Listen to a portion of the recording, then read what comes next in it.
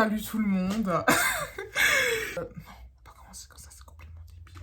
On va commencer droit au straight to the point because I don't have time to talk about it. C'est super drôle que ce soit moi qui fasse cette vidéo aujourd'hui et qui parle de ça parce que j'étais une des personnes qui était le plus influencée et qui se basait le plus sur le regard des gens et sur ce que les gens pouvaient penser en fait de ce que je faisais, des comportements que j'avais ou de ce que je pensais, etc. Ce qui est super paradoxal, c'est que en général dans ma vie, pour 80% des choses, je m'en fous de ce que les gens peuvent penser de moi. Je m'en fous si un jour je fais ça, ou si je pense comme ça, ou si j'aime pas ça, alors que tout le monde aime ça. Vraiment, je m'en fous. J'ai toujours la première à dire, mais qu'est-ce qu'on s'en fout, en fait. Même quand ma mère, elle me dit, ouais, mais si, mais ça, je dis, maman, mais qu'est-ce qu'on s'en fout? Les gens, c'est qui? Genre, vraiment, les gens, c'est qui? Pour les trucs qui me tenaient vraiment à cœur, pour les choses pour lesquelles j'avais des complexes, ce qui pouvait être ma taille, ma corpulence, ce qui pouvait être des choses pour lesquelles j'étais un peu plus insecure. Je disais que c'était vraiment un endroit que les gens, s'ils touchaient à ça, bah, j'avais tendance à aller dans leur direction et ne pas m'écouter, ne pas faire ce que j'avais envie, juste par peur de recevoir des critiques ou des regards ou des choses qui ne me plaisent pas et qui seraient susceptibles de me toucher et ressentir des émotions que j'ai pas du tout envie de ressentir en fait. Sauf que ces derniers temps, j'ai vécu pas mal de choses, c'était une période assez compliquée et j'ai réussi, j'ai acquis plein de choses. C'est pour ça qu'on dit vraiment que quand on a des périodes qui sont assez compliquées, bah, ça nous permet en fait de devenir la meilleure version de soi-même. Et je pense que c'était vraiment ça c'est vraiment ça qui s'est passé. Et ça me permet de grandir, d'évoluer. Vraiment, c'est ce qui s'est passé et j'en remercie le Seigneur. Et dans tout ce combo, dans tout ce sac, ce panel de choses que j'ai pu acquérir durant cette période assez compliquée, j'ai eu le détachement du regard des autres. Dieu soit loué. Parce que vraiment, c'était vraiment un truc qui me bloquait dans ma vie. En fait, je parle de ça parce qu'en fait, en vérité, je regarde souvent des vidéos YouTube un peu développement personnel et tout, des histoires des gens et tout, des testaments, des testimonies en anglais, mais voilà. J'ai vu pas mal de vidéos qui parlaient en fait du fait qu'il fallait arrêter d'en avoir quelque chose à faire du regard des gens ou 5 étapes pour s'en foutre du regard des gens ou comment s'en fout du regard des gens, l'art de s'en foutre du regard des gens, l'art de s'en foutre, bah oui, bah là, vous avez capté, je pense que tout le monde en a déjà vu des vidéos comme ça, et en vérité, j'étais le genre de personne avant à cliquer dessus. J'ai regardé ces vidéos-là pour vraiment essayer de me détacher un maximum à 100% et pas être genre les 20 derniers pourcents restants aussi atteinte par ce que les gens peuvent penser de moi. Mais là, vu que je suis plus dans ça, I'm not in that anymore, bah je me suis dit, mais pourquoi pas moi je trouve que c'est important d'en parler. Je me suis dit, pourquoi pas, si je peux aider 7 personnes à comprendre que vraiment le regard des gens, c'est vraiment the least important thing in the world. Pour moi, ça a pop-up dans mon cœur et je me suis dit, non, parlons-en. Premièrement, ce qui m'a aidé à déjà faire un petit pas dans le détachement du regard des gens. Première chose, c'est vraiment stopper un maximum les réseaux sociaux. Je sais que ça s'applique pas à tout le monde. Je sais que tout le monde n'est pas dans le même cas que moi. Je sais que tout le monde n'est pas autant touché ou impacté par les réseaux sociaux et tout ce qui s'y trouve là. Mais moi, personnellement, c'est quelque chose qui m'impacte beaucoup. En fait, tout dépend de comment tu vois. Tout dépend de ce que tu penses quand tu fais les choses. Quelle est ton intention? C'est vraiment ça qui est très important et c'est ça aussi dont on parle beaucoup dans la Bible. Par exemple, je fais des petites références parce que quand on dit par exemple la modestie, en vérité, si vous réunissez tous les chrétiens sur une table et que vous dites, oui, bon, c'est quoi la modestie? C'est pas montrer ses bras, pas montrer ci, s'habiller comme il faut aux événements où il faut, ou alors non, à la piscine, il faut quand même rester en jupe et pas du tout se mettre en maillot, ou des trucs. En fait, il y a tout un... On peut jamais être d'accord avec tout le monde, et c'est pas avec tout le monde qu'on doit être d'accord, c'est avec Dieu, toi et ta relation avec Dieu qu'il faut être d'accord, ça c'est une chose. Mais je me dis aussi que, par exemple, quand on parle de la modestie, tout le monde a un avis différent, tout le monde a un avis divergent, et c'est pour ça que c'est super important d'avoir toi une relation avec Dieu, et savoir en fait... pour toi, qu'est-ce que ça représente la modestie? Vous voyez ce que je veux dire? Donc, tout est une question d'attention. Moi, je sais que, par exemple, les réseaux sociaux, c'était un truc où, quand j'y allais, je savais que ma mentalité première, c'était de prouver. Fallait prouver, en fait. Fallait prouver que j'étais là. Fallait prouver que je m'habille bien. Fallait prouver que je suis belle. Fallait prouver que j'ai une vie palpitante, alors que absolutely not. Like, that's not true. Donc, je savais, en fait, l'attention que j'avais dans mon cerveau. Je savais ce qu'il y avait derrière. Et même si j'essayais de me convaincre et que je me disais, non, mais les autres, ils publient. Mais eux, c'est juste pour publier comme ça. Dans ma tête, ça résonnait pas comme eux. Mais j'ai beau faire pareil qu'eux, on a tous des attentions différentes quand on fait des choses. Et en fait, moi, ces attentions-là, elles n'étaient pas bonnes, elles me nuisaient, elles me faisaient du mal et elles m'impactaient dans plusieurs aspects de ma vie. Et donc, c'est pour ça que j'ai eu plusieurs périodes, et surtout toujours maintenant, des périodes où j'arrête les réseaux sociaux et je me dis, stop. That's enough for me now. That's enough. Je sais qu'à un moment donné dans ma vie, je vais vraiment stopper net. Mais pour le moment, maybe I'm not ready, maybe I am, I don't know. J'arrête d'aller sur les réseaux sociaux dans le sens où je vais répondre quand même aux messages parce qu'il y a plein de gens qui m'envoient des messages sur les réseaux sociaux. Il faudrait que, si je veux vraiment arrêter, il faudrait que je fasse une annonce, même si je n'en ai pas besoin, mais il faudrait que je fasse une annonce pour dire, écoutez, j'arrête. Ne m'envoyez plus de messages parce que des fois, je reçois plein de messages des gens et puis après, je loupe des trucs où les gens me disent, ouais, t'as pas répondu, t'es bizarre et tout. Alors que j'ai arrêté les réseaux sociaux, mais j'ai pas supprimé mon compte, peut-être que je devrais le supprimer. Mais enfin, après ça, c'est une autre histoire. J'ai réduit drastiquement, je vais presque plus. Il y a des fois, je vais pas mentir, où je retombe dedans et je passe genre 30-40 minutes à scroller. J'aime pas ça, mais déjà le contenu que je scrolle n'est plus le même qu'avant. C'est déjà un peu plus instructif, donc c'est déjà... Merci Seigneur. Mais voilà, mais j'essaie vraiment d'aller juste pour répondre à mes messages et puis stop, j'arrête là, quoi. Et ça m'enlève déjà vraiment un gros poids, ce poids de toujours devoir prouver aux autres qui je suis en fait. Et donc ça m'a beaucoup aidé à essayer de diminuer la charge que j'ai à agir pour les gens. Parce que j'ai carrément fait une liste. Je suis investie. Ensuite, ce que je dis souvent aux gens, c'est mais les gens, c'est qui? En fait, les gens, c'est qui? Parce que quand vous dites oui, moi j'ai peur que ils vont penser, tu penses qu'ils vont penser quoi? Mais les gens, c'est qui? Attends. Les gens, c'est qui? Parce que moi, j'aimerais me poser la question. C'est ton père? Vraiment, moi, c'est juste la phrase, les gens, c'est qui? Parce que, en vérité, si c'était quelqu'un que t'aimais, et encore, faut se poser des questions si t'as peur d'être toi, parce que t'as peur que les gens que t'aimes ne t'aiment plus. Enfin, faut se poser des questions. Faut vraiment se poser des questions sur les gens que t'aimes.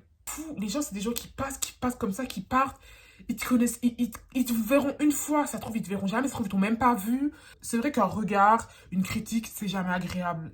Mais il faut quand même se mettre dans la tête, et c'est là qu'on en vient au troisième point, qu'un regard, c'est un regard, et ça reste un regard. Une critique, c'est une critique, et ça reste une critique. Ça en devient un problème à partir du moment où tu décides que, une fois rentré dans ton cerveau, ça reste là, ça tourne, ça rumine. Ça devient un problème à partir du moment où tu décides que ce sera un problème. Moi, j'ai toujours, ça vient ici, ça passe là et ça part. Genre, ça rentre même pas dans ma tête. Ça m'esquive. Comment vous dire qu'une critique, ça reste une critique, un regard, ça reste un regard? Moi, je me rappelle quand j'étais à Montréal, j'ai toujours eu un problème avec ma taille. J'ai toujours été complexée par ma taille. Je ne suis plus, Dieu soit loué. Mais avant, j'avais un complexe avec ma taille. Et ils étaient compliqués. J'aimais pas les regards des gens, ça me gênait. Les remarques, ça me gênait. Ça me pouvait faire péter des plombs. Le nombre de fois, j'en ai pleuré. Le nombre de fois, je m'en suis énervée. Et un jour à Montréal, j'étais dans un magasin et je me suis dit, mais Wendy, un regard, ça reste un regard. Enfin, il te regarde une fois, deux fois, puis ça passe. Enfin, en fait, un regard, ça reste un regard. Faut pas que que tu mets trop d'importance au regard des gens. C'est vraiment, ça reste vraiment juste un regard. Mais j'avais toujours du mal, en fait, avec une remarque. Parce qu'une remarque, c'est quand même, il y a quand même une interaction avec la personne, il y a quand même une discussion, il y a quand même des mots. Et Dieu sait à quel point les mots, ça blesse. Et ça, je dirais jamais le contraire. Les mots, ça blesse. Faut faire super attention à ce qu'on dit. Mais des mots, ça reste des mots aussi. Et que des mots impactent, mais ça dépend aussi de qui ça vient. Je veux dire, si c'est mon ami qui me dit ça va me faire mal, ça va m'impacter. Mais si c'est une inconnue, je peux décider que ça ne m'impacte pas. Je peux décider qu'en fait, une remarque, bah, ta remarque reste une remarque, tu ne me connais pas, je sais pas qui tu es, je sais pas quel est ton cœur. Je vais pas être touchée. Si Dieu dit de moi que je suis incapable, là, ça va me toucher, là, ça va me faire du mal. Mais que quelqu'un dans la rue me dise, ou mon prof de primaire me dise, mais t'es incapable, je m'en remettrai. C'est pas facile à dire, c'est pas facile à accepter, c'est pas facile à interner même.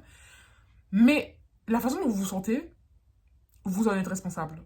Vous en êtes absolument responsable. Vous êtes responsable de la façon dont vous alternez les critiques des gens et les remarques des gens. Moi, encore une fois, pour revenir à ma taille, parce que c'est vraiment le truc qui m'a beaucoup touchée, c'est sur lequel je vais vraiment beaucoup travailler. Quand les gens me faisaient une remarque, on me disait « Ah, t'es grande !» Bah, moi, j'ai cherché toujours des alternatives pour être agressive, en fait, et pour répondre en mode, mais tu comprends que tu me fais mal.